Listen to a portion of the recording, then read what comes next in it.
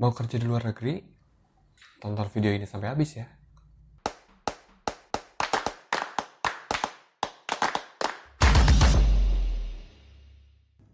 Halo, nama gue Rizam Pradipta. Di video-video gue di channel ini, gue mau sharing tentang gimana pendapat gue, perspektif gue tentang industri kreatif, periklanan, musik, dan hal-hal sekitarnya.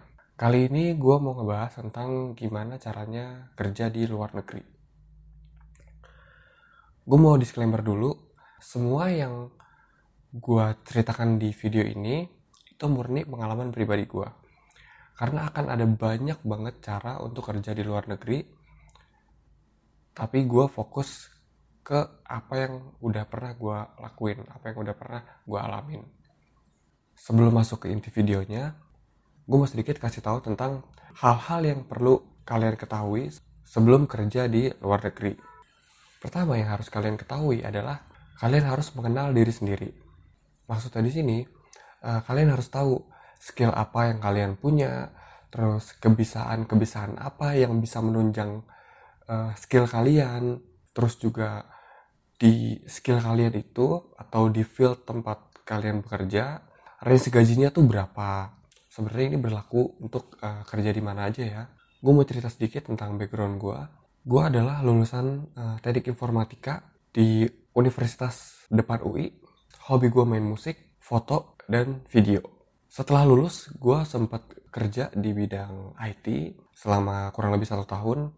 Tapi gue nggak ngerasa seru, nggak ngerasa nyaman di kerja itu. Jadi akhirnya gue memutuskan untuk banting setir ke dunia agency.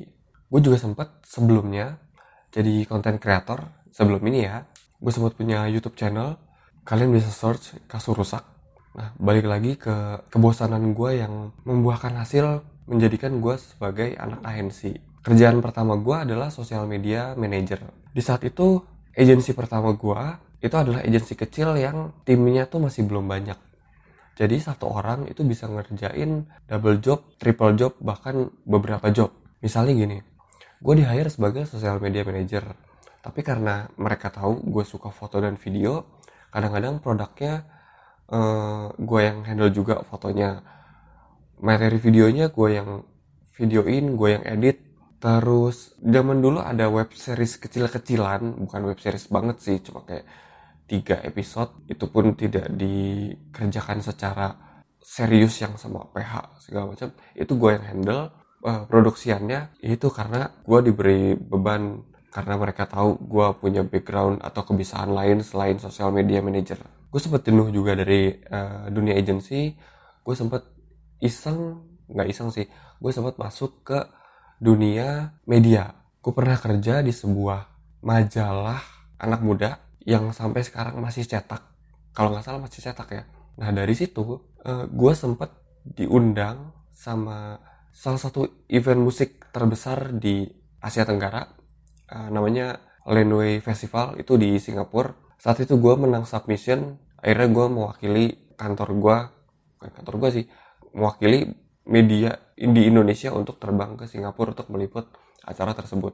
Nah satu lagi, gue pernah kerja sebagai freelance di sebuah perusahaan BUMN. Sebenarnya di situ nggak terlalu jelas status gue seperti apa, karena gue dikontrak beberapa bulan, tapi nggak ada kontrak yang bener-bener. Gue nggak ngerti sih sebenarnya saat itu gue dipekerjakan sebagai apa statusnya. Jadi gue bilangnya freelance aja deh, padahal gue setiap hari ke kantor juga sih. Nah dari perkenalan berikut bisa disimpulkan kalau misalnya gue punya beberapa skill. Satu copywriting, satu digital marketing, fotografi, videografi, dan desain grafis sedikit-sedikit. Nah kenapa sih gue harus jelasin itu semua? Untuk kasus gue adalah orang yang generalis. Gue bisa melakukan banyak hal, walaupun fokus gue tetap di satu, yaitu copywriting dan digital marketing. Kurang lebih itulah. Gue sekarang bekerja di sebuah advertising agency di Myanmar. Klien gue ada yang lokal maupun internasional. Lokal maksudnya lokal Myanmar ya. Nah oke, langsung masuk ke intinya. Gimana sih cara kerja di luar negeri? Menurut gue ada 3 poin penting yang harus kalian semua perhatikan saat mau mencari kerja di luar negeri. Yang pertama itu koneksi. Koneksinya bisa offline maupun online. Nanti gue jelasin. Yang kedua skill. Yang ketiga kemampuan beradaptasi. Kita bahas koneksi dulu. Koneksi offline. Offline ini adalah orang-orang atau perusahaan yang benar-benar udah kenal secara langsung sama kalian, udah pernah ketemu, udah pernah meeting, udah pernah kerja bareng, ataupun dia temennya temen lo, paling gak sudah pernah bertatap muka lah. Untuk online, ini adalah teman-teman di sosmed lo, di Facebook, LinkedIn, Instagram, atau yang lain-lainnya, Twitter. Terus juga bisa website penyedia lowongan, agensi yang menyediakan lowongan juga bisa, grup Facebook, grup WhatsApp, ataupun yang lainnya. Gue bakal kasih top 3 website buat lo semua yang mau cari kerja. Nomor 1 itu Indeed.com. Indeed.com ini sebenarnya kurang lebih kalau di Indonesia kayak JobsDB atau Jobstreet kayak gitu. Tapi ini worldwide. Walaupun kayaknya Jobstreet sama JobsDB sebenarnya worldwide juga ya, tapi sepengalaman gue jauh lebih banyak dan lebih berpotensi besar itu di Indeed daripada di Jobstreet ataupun JobsDB. Yang kedua itu Monster.com. Monster.com ini kurang lebih sama kayak Indeed.com juga. Dia situs penyedia lowongan kerja juga. Jadi kurang lebih sama aja. Nah yang ketiga Facebook.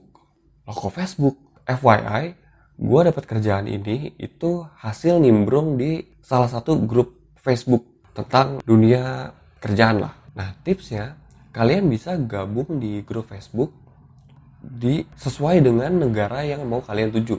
Misalnya Singapura. Kalian bisa search di kolom search-nya, contohnya Singapura Jobs. Atau ganti daerahnya, kayak gue Myanmar Jobs. Ataupun langsung spesifik ke field kerjaan kalian, Singapura Digital Jobs. Ataupun Singapura Copywriter, kayak gitu-gitu. Itu kalian bisa search juga di Facebook karena bakal banyak banget grup-grup yang menyediakan lapangan kerja. Terkadang nggak harus grup itu tentang lowongan kerja, bisa aja tentang sharing knowledge. Misalnya gini, ada grup tentang sharing knowledge. Setiap hari ada 10 postingan. Di antara 10 postingan itu biasanya ada nyelip 1 atau 2 iklan lowongan. Nah kalian bisa cari lewat situ. Untuk kasus gue punya privilege sendiri. Setelah gue hubungi via email yang dari grup Facebook tadi, ternyata orang yang menghubungi gue dari perusahaan Myanmar adalah orang Indonesia. Itu privilege gue. Jadi akan jauh lebih mudah kalau kita berkomunikasi dengan sesama orang Indonesia. Nah selanjutnya, yang nomor 2 yaitu skill. Sebenarnya kalian nggak perlu punya skill yang sangat luar biasa untuk kerja di luar negeri. Kalian cuma perlu sisi unik yang bisa dijual ke orang lain, ke suatu perusahaan. Gue punya contoh, gue tahu orang ini dari Twitter, namanya Pinot. Kalau gak salah dia pernah kerja di Kuwait dan sekarang di US. Itu karena karya-karyanya dia yang unik banget. Itu yang bikin dia jadi beda di antara kandidat-kandidat lain. Nah, yang ketiga, itu kemampuan beradaptasi. Saat kalian datang ke negara lain, semuanya akan jauh berbeda dari negara kalian. Kalian harus siap dengan semua kondisi yang ada di negara itu. Nah, makanya sebelum kalian datang ke negara itu, katakanlah kalian sudah diterima, kalian sudah diinterview via Skype ataupun via email ataupun yang lainnya. Sebelum hari keberangkatan, kalian harus memastikan di mana kalian tinggal, ada apa aja di sekitar kalian tinggal, gimana orang-orang sekitar, di mana tempat ibadah terdekat, transportasinya gimana, supermarket terdekat di mana. Itu hal-hal yang harus kalian perhatikan. Itu juga bisa membuat adaptasi kalian jauh lebih cepat. Gue bakal singgung sedikit soal gaji. Pastinya saat kalian sudah memutuskan untuk keluar dari Indonesia, maksudnya kerja di luar Indonesia, kalian berharap mendapatkan sesuatu yang lebih dari apa yang bisa kalian dapatkan di Indonesia. Tapi kalian harus hati-hati, karena gaji aja itu nggak cukup. Kalian harus memperhatikan beberapa aspek selain gaji.